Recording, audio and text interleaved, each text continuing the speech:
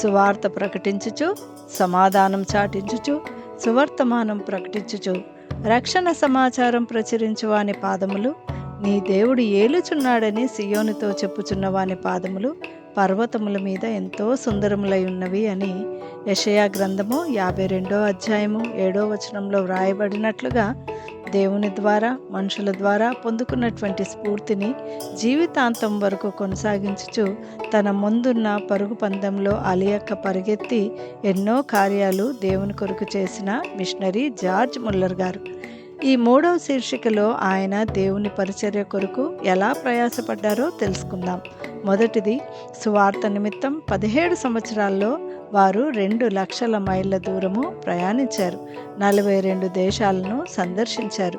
ఆయన సందర్శించిన దేశాల్లో పట్టణాల్లో ప్రజల్ని బైబిల్ చదవమని ప్రార్థన చేయమని ఎంతగానో ప్రేరేపించేవారు.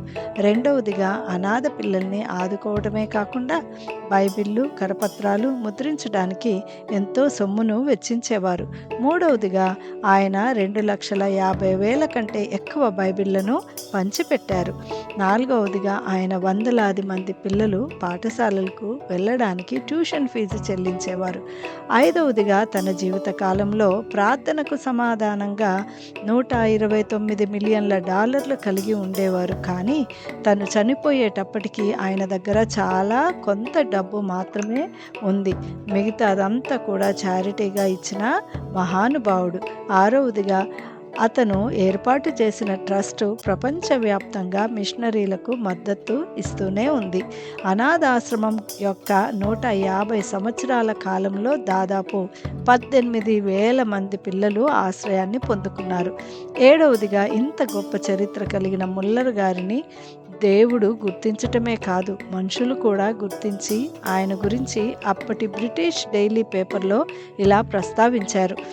Muller had robbed the cruel streets of thousands of victims, the jails of thousands of felons, and the workhouses of thousands of helpless waifs.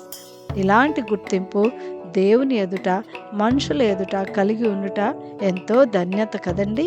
మరి హెబ్రీయులకు రాసిన పత్రిక 13వ అధ్యాయము 16వ వచనంలో వ్రాయబడినట్లుగా, ఉపకారమును ధర్మమును చేయ మరిచిపోకుడి, అట్టి యాగములు దేవునికి ఇష్టమైనవి. దేవునికి మహిమ కలుగునుగాక. ఆమేన్.